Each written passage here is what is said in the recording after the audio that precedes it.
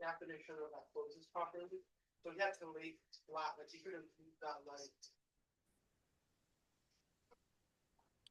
Well, good morning, everyone. Thank you so much for joining us for our November Professor Circle.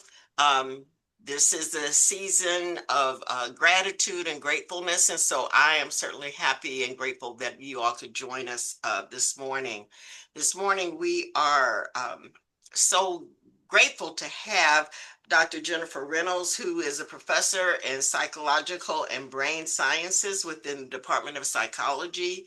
And this morning, she is going to be discussing the importance of navigating academia with a disability.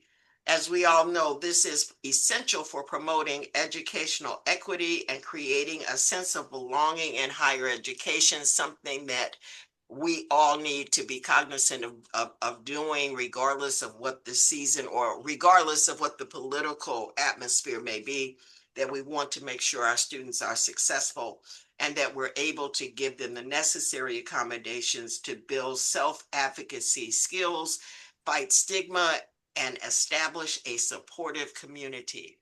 And so without any further ado, once again, Jennifer, welcome. Thank you again for doing this session. And I am going to hand this over to you for the next 55 minutes or so. Thank you. Okay, well, and it might be hopefully somewhat interactive as well. Great. I'm happy for folks to chime in. So I do want to start off by saying about 2 years ago, on January 2nd, I received a phone call and I was informed that I had Sjogren syndrome. And if you're not familiar with what that is, it's an autoimmune disorder. And it means that I have a body that's attacking my organs and makes me very tired. And some days I'm fine and some days I'm not. So, but I have a disability and as such, and being a professor, I'm interested in doing more research in this area of study. And so anyway, I wanted to just start off by asking these questions. Are you temporarily able-bodied, or do you identify as a person with a disability?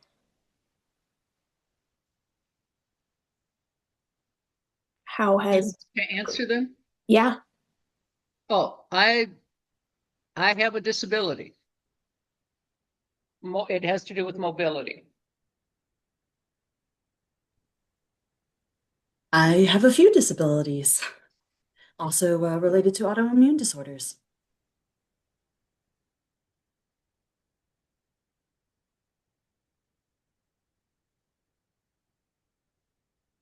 I also just learned that my mother might have Alzheimer's, and my mom is in New York, and I'm here in Vegas, and so I might be going out there soon to help her out with finding a place where she can be taken care of. Now, you can have a temporary disability as well. So have you ever had a short-term disability that affected your daily conduct or activities?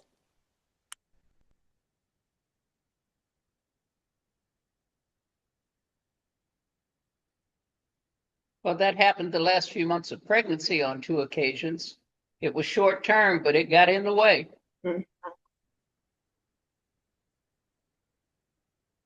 I snapped my ankle, so my mobility was limited for some time. This was when I was in graduate school. And have you ever witnessed someone being hurt or discriminated against because of their disability? Yes.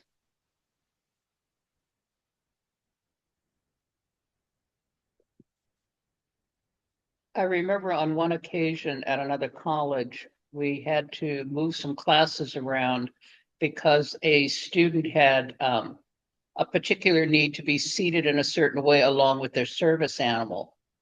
And the department chair for that program, who had kind of what he thought was Lord control over those rooms, was jumping up and down, talking about, you're not going to move my people. You're not going to do this. You're not, I don't care about people and their disabilities. I'll block them. And, I told him a few polite things and he went and settled himself down. But yes, it was that person's disability ended with his, interfered with his kingdom. And that was just, one of those kind of small things that happens, but it's a big thing at the same time. Yeah. Read. And sometimes when we think about disabilities, we need to consider it's not just having to do with mobility. It can be physical, it can be mental, it can be a cognitive disability, a developmental disability, a learning disability, or emotional. So there's a wide range when we talk about disability.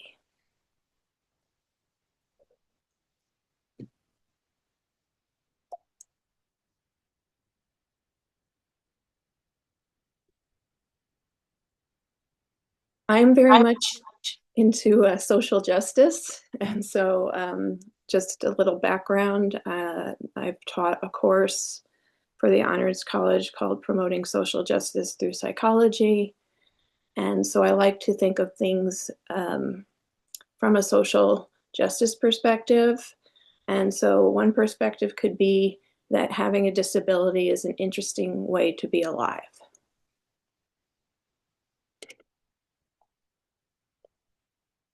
Any thoughts on that?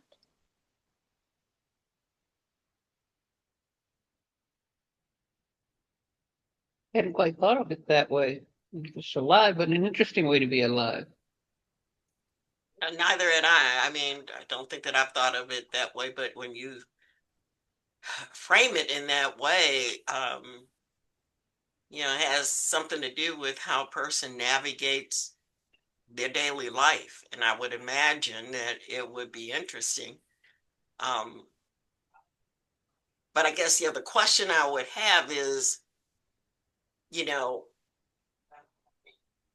a person with a disability, that's what they've been having to do all the time, is to navigate that, right? So um, is, is it a situation where they're cognizant of having to navigate this in an interesting way, or is just the way that you have to do it? You know what I mean? Mm-hmm. I don't mean to minimize it in any way. I'm just thinking about like me needing to wear glasses. I can't see, so I got to put the glasses on.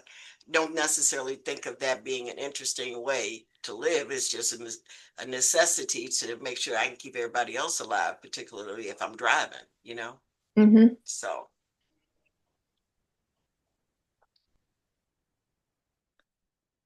Yeah, I just liked this perspective, just to think about it as we don't have to necessarily always feel badly about someone with a disability, and that they could be making a lot of their lives despite having a disability.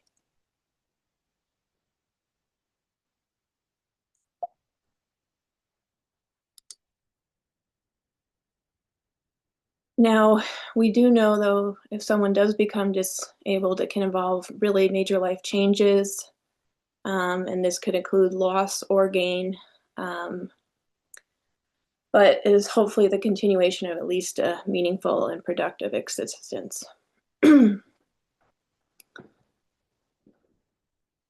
So, when I was diagnosed, I I think I'm still obsessed with it. I probably get on the NIH website almost every day to read something about my disability. And for me, that helps me feel like I can understand it more. And it also keeps me up to date on the research and just things to think about. And so, for example, one of the things is with Sjogren's syndrome, even though you're really tired, one of the best things you can do to make yourself feel better is to exercise. and that's an actually a natural way to reduce inflammation. So I try to do Pilates or yoga a few times during the week so that I can help with those flare-ups, reduce those flare-ups. And the good thing is that I had been doing yoga and Pilates before I even was diagnosed, so it was kind of just a natural continuation.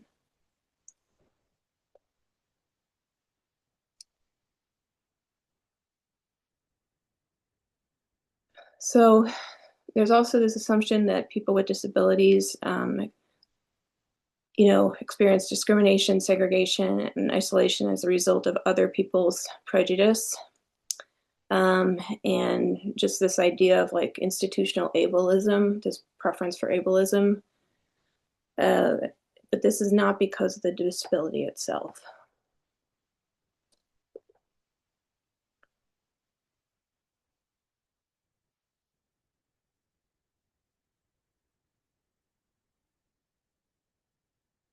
And things like our social beliefs, cultural norms, and things like media images about beauty, intelligence, physical ability, communication, and behavior often influence the way people with disabilities are treated.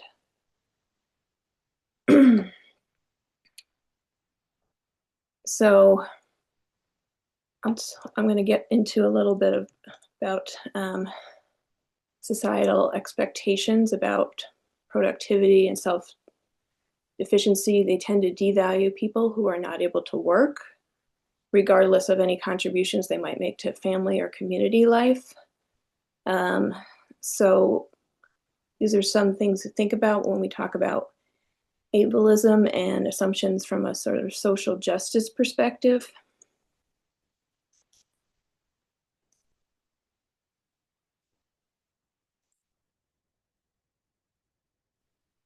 And go ahead.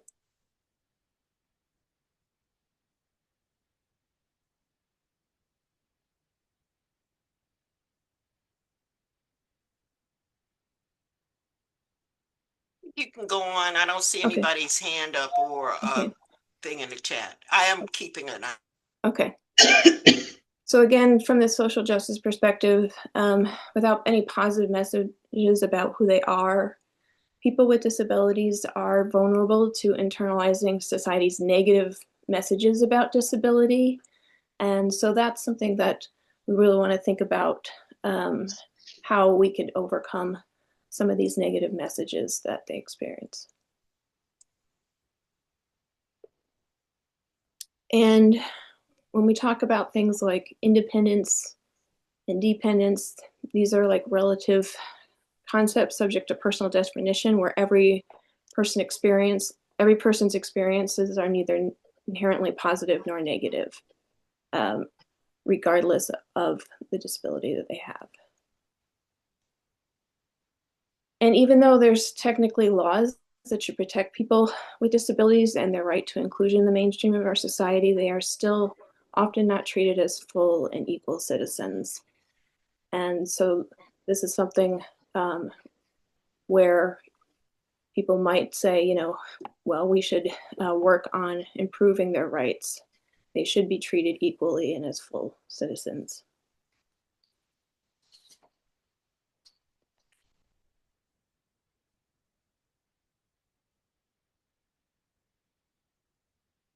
And disability rights are civil rights.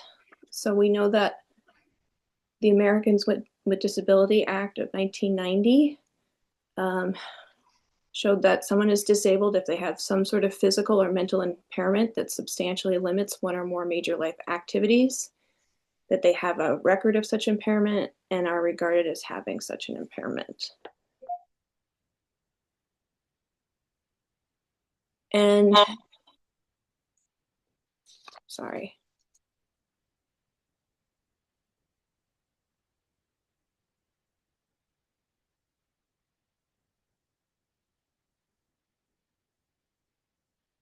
So we can see though where they were working to get these rights, right? So again, this idea, if there's any injustice somewhere, it's a threat to justice everywhere.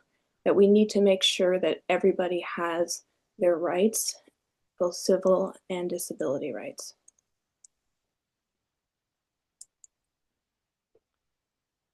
So some examples of the types of disabilities that there are ones related to mobility, so spinal cord injuries, disease, paralysis, amputation, multiple sclerosis. There can be auditory disabilities where they're deaf or they're hearing impaired. There's speech impediments or vocal paralysis. Can also be related to vision. Some individuals are legally blind, visually impaired. They have they can get cataracts or glaucoma or retinal detachment. My mother actually had retinal detachment and was fixed, but that was very painful. And she had to, like, for a couple weeks, literally have her head down until she got better. And then other types of disabilities include cancer, AIDS, epilepsy, asthma, diabetes, chronic fatigue, cystic fibrosis, severe arthritis, and mental health. Individuals suffer from depression, bipolar disorder, experience schizophrenia. They can have post-traumatic stress, anxiety, eating disorders, personality disorders, and organic brain disorders such as Alzheimer's, stroke, and dementia. So we can see when we look at disabilities that there is just a wide range of types of disabilities and what individuals may or may not experience. There's also developmental disabilities, such as having an intellectual disability, being on autism spectrum disorder, Down syndrome, or fetal alcohol syndrome.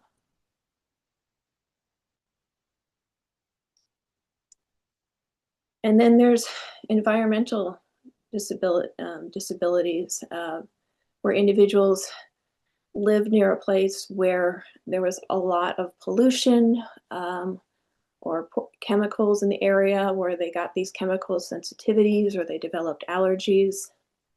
So there's a variety of ways that disabilities manifest for individuals.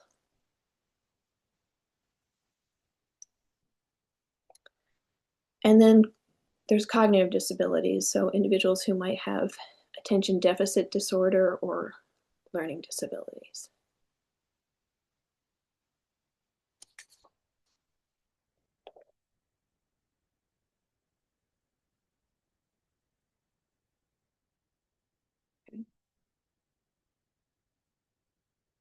And just to give it sort of an historic perspective, there used to be this idea that people with disabilities might have been possessed by a devil or a sinner, and that they were tortured and burned at the stake and left to die. So very poor treatment. And then through the 1800s to 1920s, this idea that individuals with disabilities were genetically defective or inferior, and as such, they were hidden away and displayed as freaks or beggars. And from the 1930s to 1940s, they were considered genetically defective and polluting the race. They were often institutionalized, sterilized, and exterminated.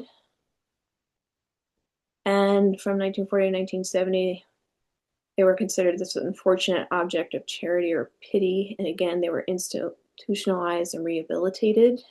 And from 1970 to 2000s, they became more independent and self-determined, and there was more independent living and civil rights and mainstreaming. But you can see how long it took to even start to get those rights in that living.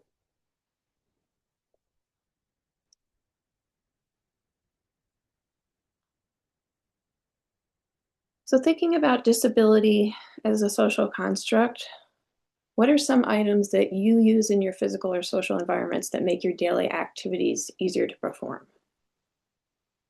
You don't have to answer right away, just take a minute or so.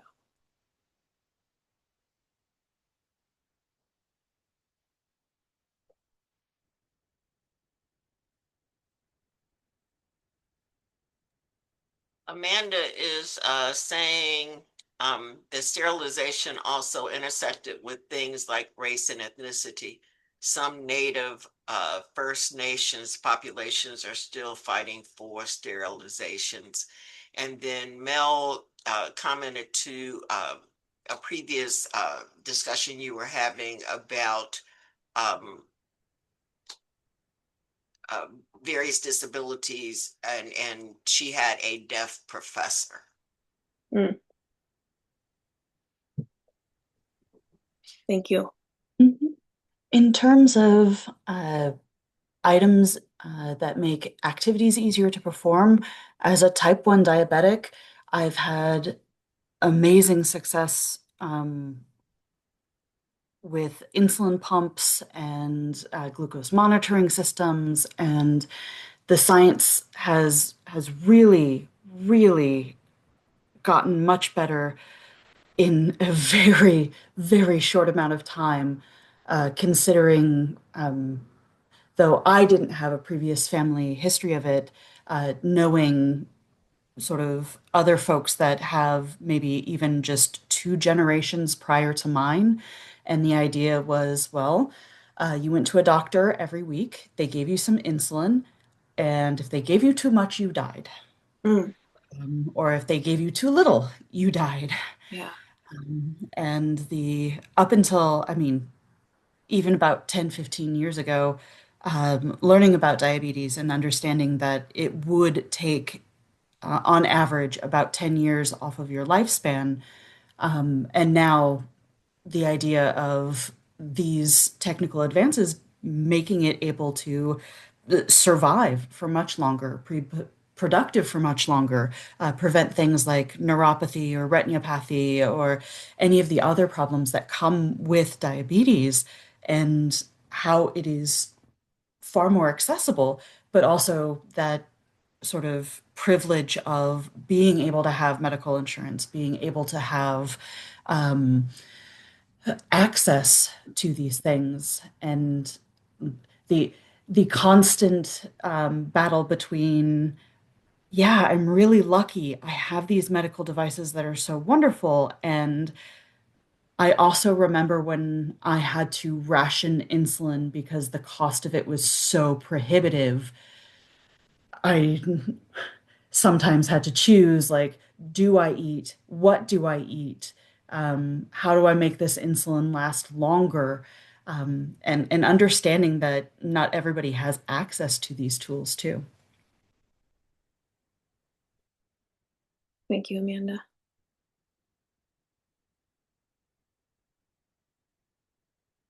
Anything else about items you use in your physical or social environments that make your daily activities easier to perform?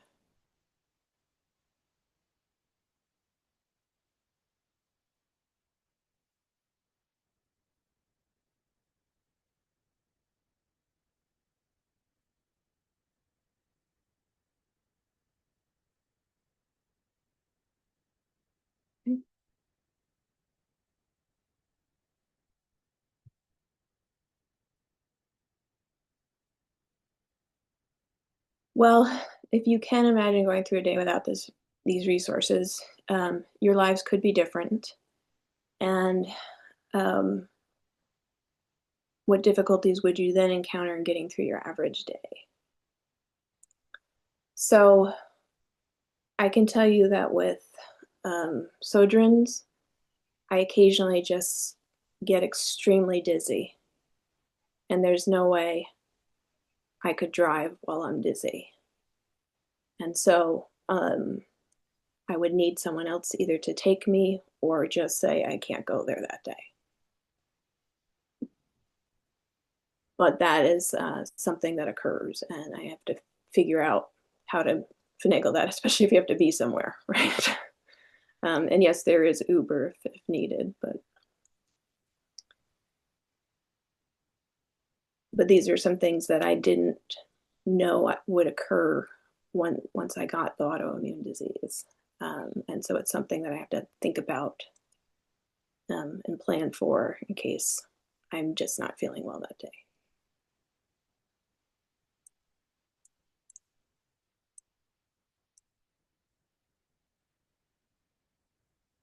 And um, when we go talk about social construction, these are just taken for granted assumptions about the world, knowledge, and ourselves, and they're assumed to be universal rather than historically and culturally specific ideas. And so people with disabilities, they have impairments that place their ability to perform daily activities out of the norm for people who don't have disabilities. And the impairments in and of themselves are not necessarily disabling, because disability is socially constructed to the failure or just the unwillingness to create social and physical environments that meet the needs of people who do not fit this physical or mental profile of normal.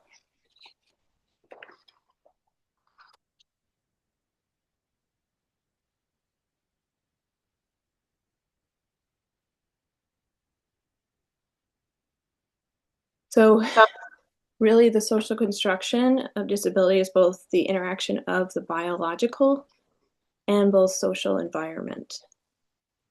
So there's this intersectionality that is important to consider.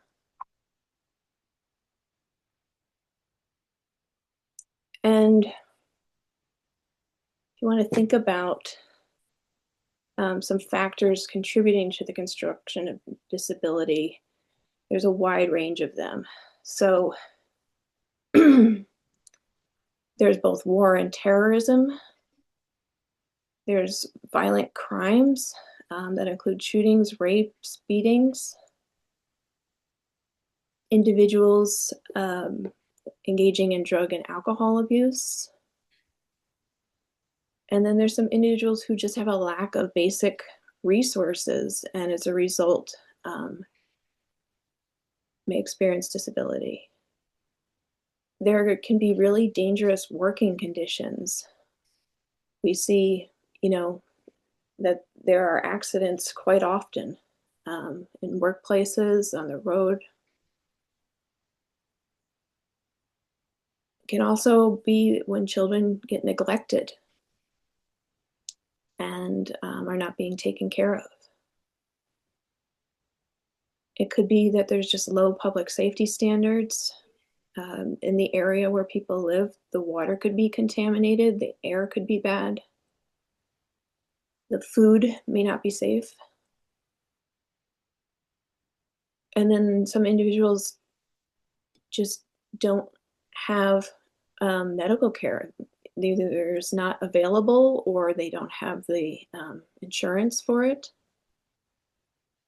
And also, we just have an increased pace of life, and going fast and moving quickly can also lead to disability issues.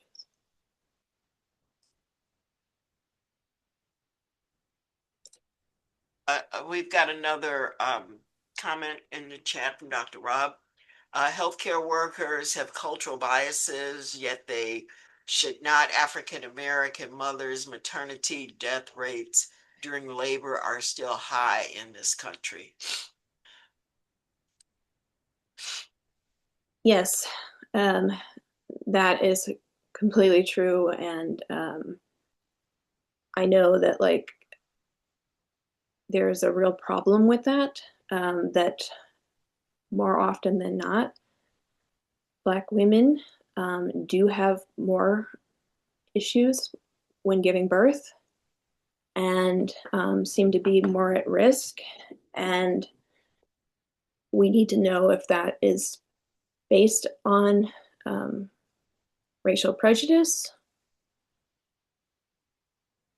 and why that happens so much. I know that there was in one of actually the textbook I teach with developmental psychology, Serena Williams, who is a very well-known tennis player, had a really terrible pregnancy, and went through a lot.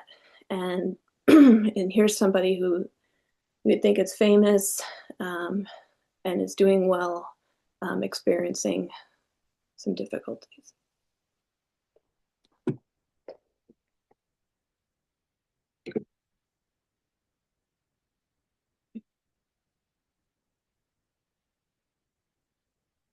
There's also some cultural factors that can contribute to the construction of disability.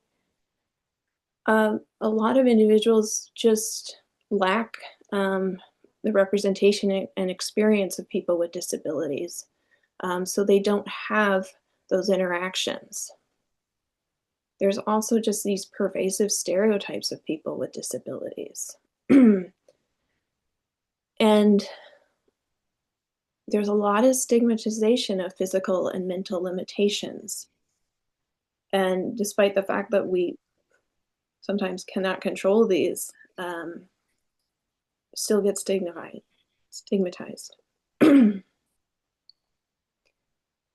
And there's a real cultural attitude that physical or mental differences deviate from normal.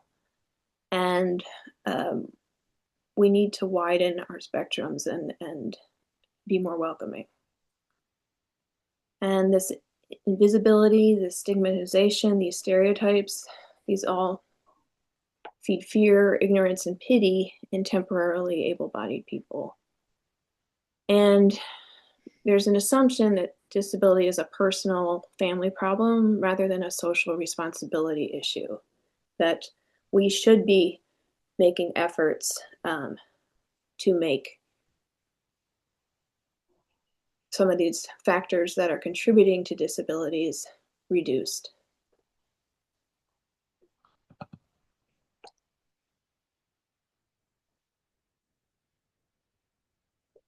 And I just wanted to share this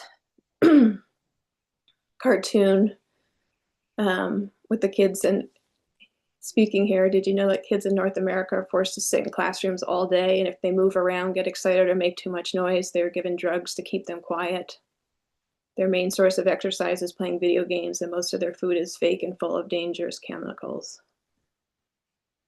So this idea, though, that some of the things that we do in North America and having kids just sit when we know one of the best things they can do is get outside and play and run and get that exercise out, and then they can sit down and be in class. And it just also the idea of sort of removing these ideas of, you know, oh, this person's in a wheelchair, they're an invalid, they're a burden, it's tragic. And it's just like, no, let's get rid of these labels and you can be who you want. You don't have to be thought of as, you know, a tragic case.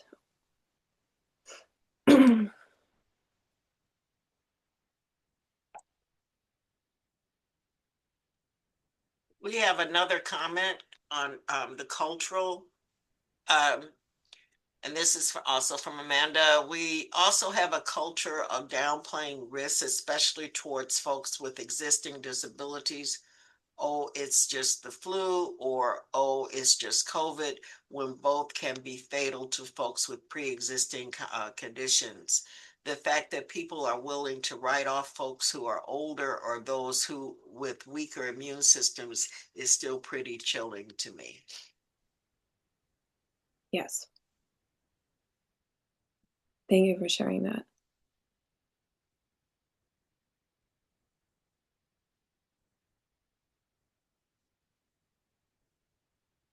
Okay. I also just wanted to bring up some ableism and controversial social issues. And one of these is, what role do charities and telethons play in changing or perpetuating traditional social constructions of disability? Should we support them, change them, or eliminate them? So, what are your thoughts on this?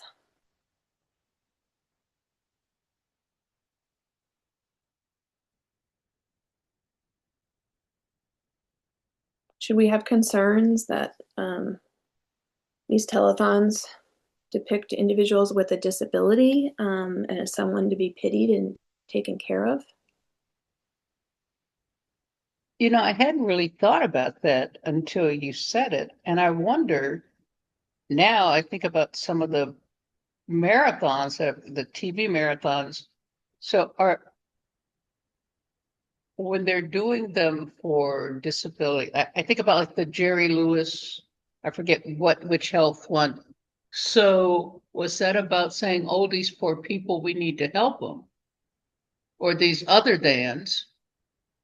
Or are we saying, as a country, we need to be providing greater support to our citizenry of all types? But I hadn't really thought about it. And then it's like, oh, yeah, that is kind of giving the wrong message. Like, oh, these poor things, what would they do without us?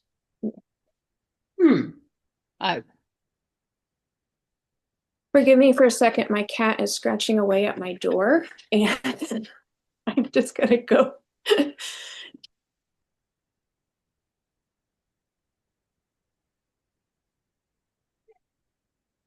But I guess one of the questions that I would have without these, right?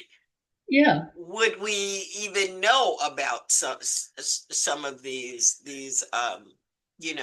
disabilities or issues? I guess it cuts both ways, right? yeah. Because you're right about that. We wouldn't know about them, nor the degree to which they can impact someone's life. Right. And not only their lives, the lives of the people around them, those that help take care of them, those that love them, their being in the community. Yeah, it does indeed. You mentioned Jerry Lewis, that marathon, but I mean, just you could probably put in that same category, like the advertisements for St. Jude. Yes, What's the other? The Shriners Hospital. right. Hmm. And I mean, obviously, these are things that are providing a much needed service, right? But are they also exploiting the disability or the illness? I don't know. You know, when as we're discussing it, I think about people like Mitch McConnell, who benefited because of his disability from all kinds of treatments through all kinds of programs. And he's one of the number one folks like, oh, we don't need to be funding stuff like that. Oh, you got yourself taken care of, Yeah. but nobody else needs that. And you are still being taken care of. I go to work every day and they take money out of my check to pay you and pay your benefits so you can still have this, but other folks shouldn't have that. It's kind of like the contradiction of, as long as it's good for me and mine, we need to have it. But you people, if you need it, you got a problem. And you need to pull yourself up by your bootstraps or figure out how to make this work. Because I was just special.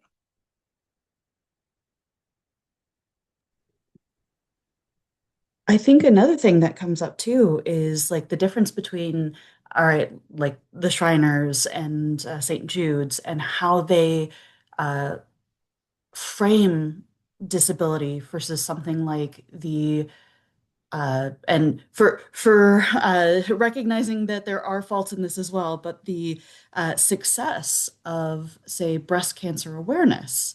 Mhm. So that is framed as, oh, you are a survivor, or this is something that affects everyone, and it does, and it's not your fault, or let's rally around these folks, let's build community with these folks, and make sure that they're supported because this is just it's a tragedy, but we are and sort of the raising money and awareness that way and how it is framed versus sort of showing images of very ill, very weak children and going, oh, don't, isn't it such a shame these children have to live like this? And it's never focusing on how to support these children.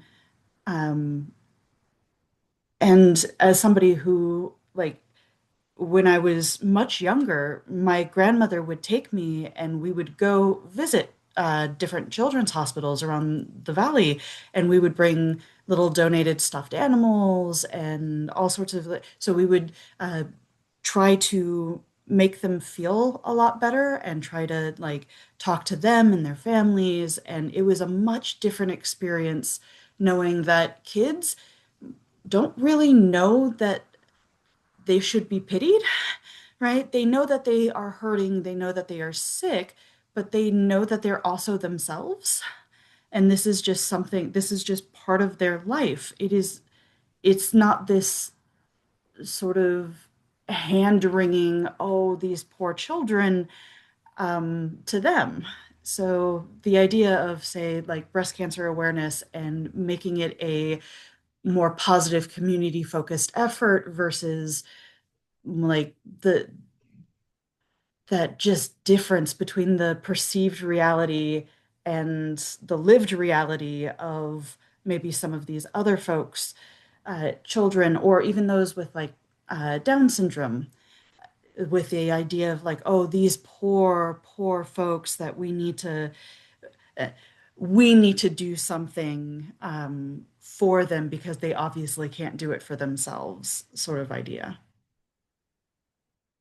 The other thing, particularly talking about this at this time of the year, this is when the TV channels will be flooded because this is everyone going for their end of the year campaign donations. So you can write it off your taxes, but also we get to kind of finish up our final quarter of money.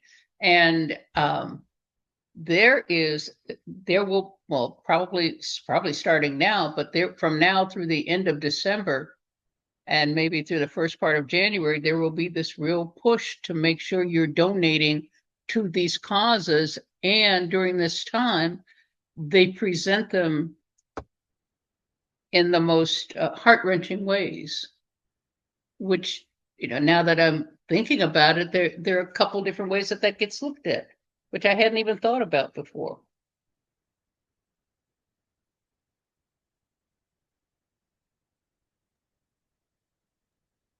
Yeah, and it definitely feels like there's this difference between like what we should expect individuals to contribute versus what we should expect society and sort of the government to handle, right? So, I mean, we shouldn't have to rely on the general public for funding for a lot of like research, medical research, and things like that.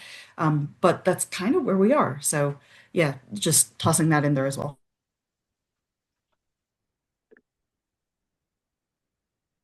Thanks for your comments. Oops. Um, so here are just some things though.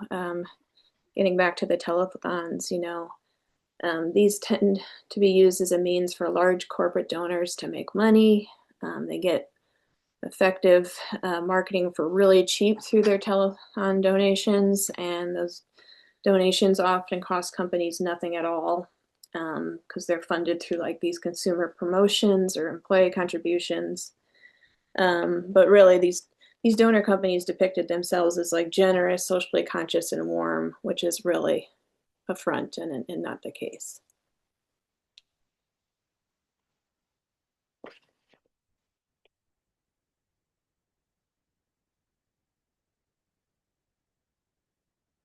Um, I'd like to just ask you, should financial, legal, and medical resources go to change disabling environments and laws, assistive technology, and other resources for people with disabilities? Or do you think we should um, focus on seeking cures for disabilities? And I know we've kind of already talked about this a bit. So, for instance, As a type 1 diabetic, I would absolutely love a cure. And this is something that I'm really excited about for a lot of, there's been some really, really interesting developments in terms of autoimmune disorders, specifically Huntington's, right now, in terms of individual genetic changes via CRISPR-Cas9 and really interesting technology developments that I'm super excited about. Also, I am on the autism spectrum. That doesn't need to be cured. Um, I I don't want there to be a cure, and that is one of those things that is more of a with accommodation. I am perfectly fine and can contribute a different way of seeing things in a lot of ways. So I think that there's a lot of nuance, especially with talks about like, and as we're getting further and further into the science of like, oh, can we cure things just during pregnancy, right? With gene modification and what that means. And what as a disabled person, would be okay with in terms of cures versus assistance.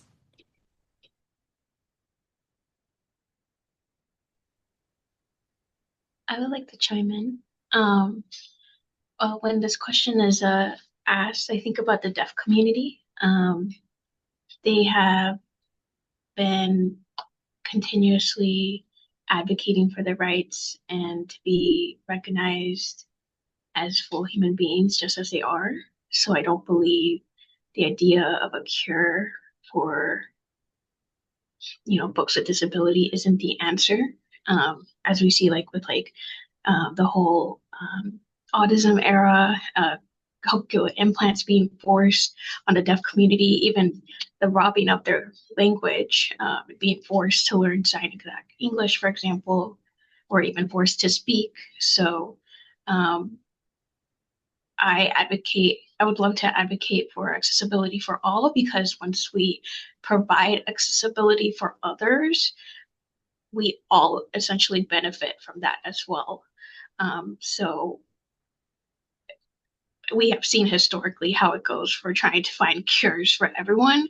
It is, of course, disgusting and dehumanizing for these folks because no one, not everyone is looking for a cure. And also, you know, um, ultimately it's up, I would say, when we are thinking about these solutions, the community deserves to have a voice. So there are some folks, like for example, in the deaf community, who are a bit, divided. Some of them prefer the cochlear implant. Some of them are like, no, hard no on the cochlear implant. So for me, that's just an example of like, ultimately, I believe that accessibility options and empowerment for these individuals is the answer. Thank you. Any other comments? Um, why can't both and be a potential solution? Because it would seem like to me that obviously there are some situations where a cure would be viable. And certainly if the person that was suffering from the disability or whatever wanted to take the cure, that would be his or her option. But I, personally, I'm not sure that I would want to take cure off of the table, but also want to make sure that accessibility is very, very much still on the table. Um, to me, I'm just kind of grappling with which side of this fence I would stand on, um, because I see value in both. But I'm not saying that some one thing ought to be forced on to a person.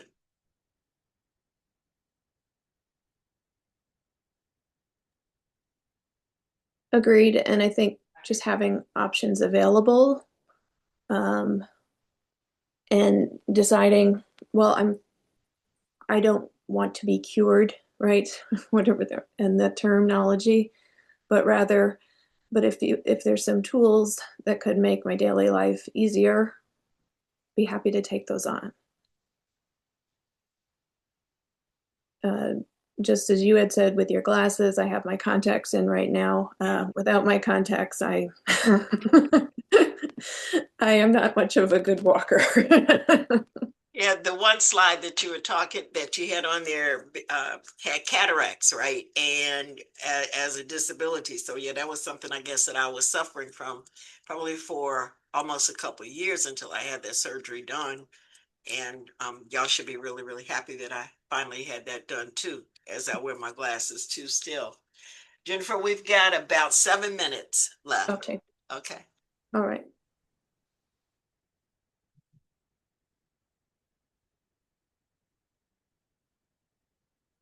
Um, so we kind of were talking about this already, but should financial, legal, and medical resources go to changing disabling environments and laws, assistive technology, and other resources for people with disabilities? Or should researchers focus on seeking cures for disabilities? And I think we've kind of covered this already, that I think having this technology might be more beneficial than it would be than to try and to seek cures for disabilities. But any thoughts on that?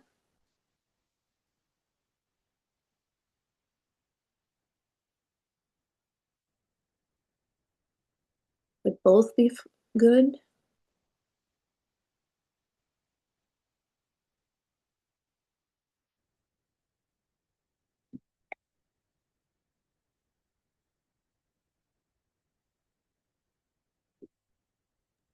Yeah, I'm still on that fence because I think that you have to do both.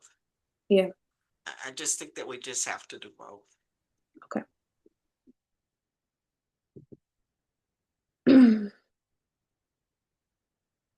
Now, there's a lot of complexities of curing disabilities. One thing is we know that like almost everything related to this, there are intersections. So, so this intersection of disability with gender or race, and how do we go about that? I don't think there's a one size that fits all. And we also want to make sure that we don't want to overlook things like equality. We want to ensure that, like the sign says here, shut down ableism, you know, that ableism is not the only way to live. And we should respect that and really understand that disability rights are human rights and that these individuals should have access and justice. And I'm gonna, because we are running low, I'm just gonna show a few things here. So look at this beautiful library that was made. What's the problem with it? Stairs. All stairs. Not accessible for somebody in a wheelchair or somebody who, and I mean, maybe someone with crutches could do it, but that's a lot of stairs. Now look at something like this. This is a walkway that people can walk on, but it also can serve as something that people could utilize a wheelchair on and have that mobility. So designing environments where anyone can use it, whether you have a wheelchair or you're walking or biking.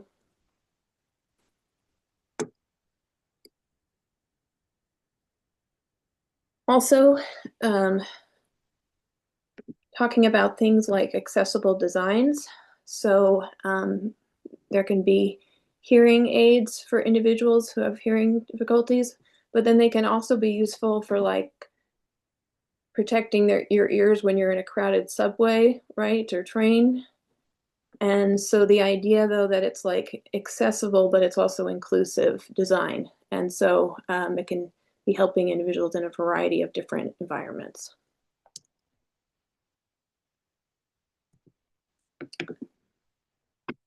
And I wanted to show this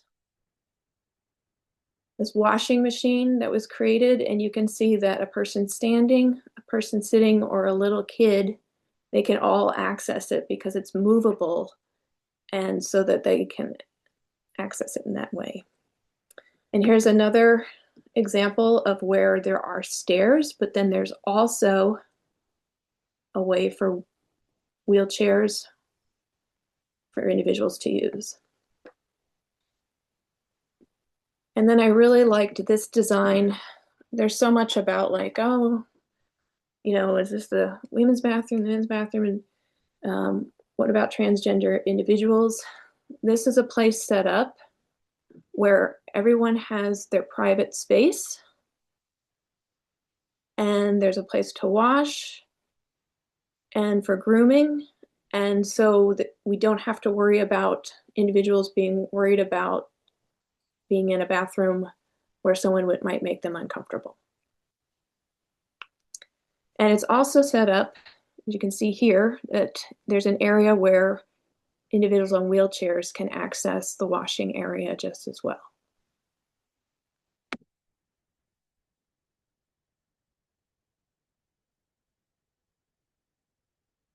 And I'm going to skip this one. And I just want to show you this. This is a child who can't speak very well, but can use these buttons and can also do things like eye movements to make responses. And so they've developed a task for this child then to communicate. And there's other things like this where they can just move these buttons around if they're having some trouble with mobility in their hands. This is a way that they can more easily scroll. And then there's places that are making inclusive playgrounds. So this individual can still use the playground because there are bars made and there's enough room for him to move along in the chair that he's sitting in. And again, they've got playground here with a place for a chair and so on. So making playgrounds and activities more inclusive for children as well.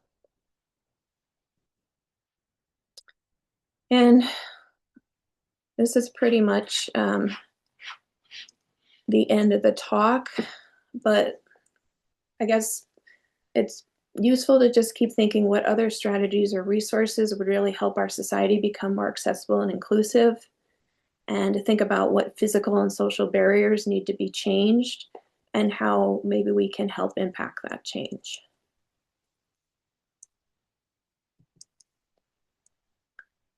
And some things to consider are qualities of non-disabled allies from the perspective of people with physical disabilities. You can offer appropriate help, be trustworthy in their understanding of their disability identity, and making personal connections and advocating and acting against ableism and willing to learn about disabilities and how they impact individuals and how we can support individuals, and just be willing to learn about that and finding ways to communicate effectively with one another. And this is ageism. This is not with this screen. But anyway, it is hip to be 50. Ageism and ableism can sometimes go a little bit hand in hand.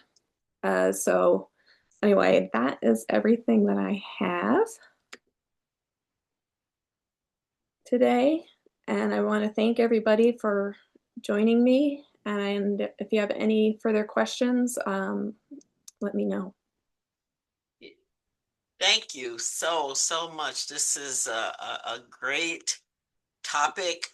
Certainly I've learned a lot, and things you brought up, different things that I had never even thought of. And I think that as we, work, especially those of us who are student facing and even those who are not, that these are things that we still obviously need to be aware of as we're working with students in particular on a daily basis, as well as even ourselves on an individual basis, right? Um, so I really definitely appreciate you, Jennifer, for doing this session. And I thank everybody for joining us this morning. And if I could do a pitch, as I was saying very early on, this is First Gen Week. And of course, today at 11:30, we are sponsoring a first generation faculty and staff meet and greet over at the atrium in this College of Hospitality. So come on through. We'd love to have you come through. And as I said, thank you for joining us, and we'll see you next semester. Right. Thank you. Thanks, everyone. All Bye. right, bye-bye.